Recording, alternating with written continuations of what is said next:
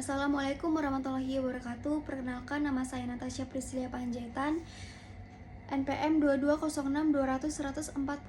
Saya dari semester 5 kelas C1 pagi, Fakultas Hukum Universitas Muhammadiyah Sumatera Utara. Jadi di sini saya akan menjelaskan sedikit tentang 3 teori dalam kriminologi.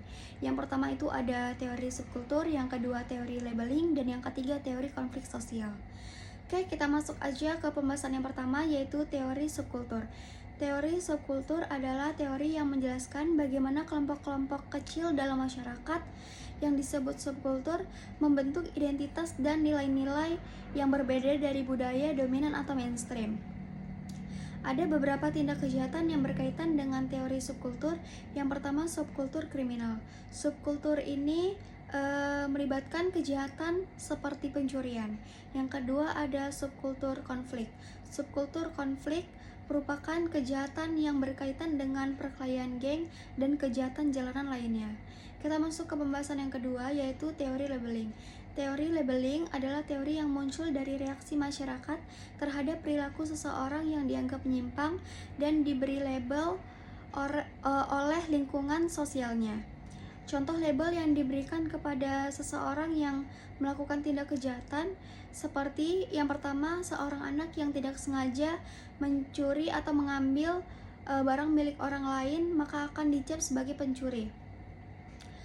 Yang kedua, seorang anak dari narapidana akan dicap sebagai anak penjahat.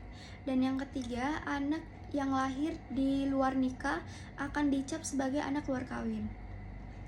Teori labeling ini akan berdampak negatif bagi mental dan perilaku seseorang apabila teori yang diberikan bersifat negatif, maka akan membuat seseorang merasa kehilangan percaya diri, merasa dikucilkan dari masyarakat, dan merasa tidak memiliki harga diri di hadapan masyarakat.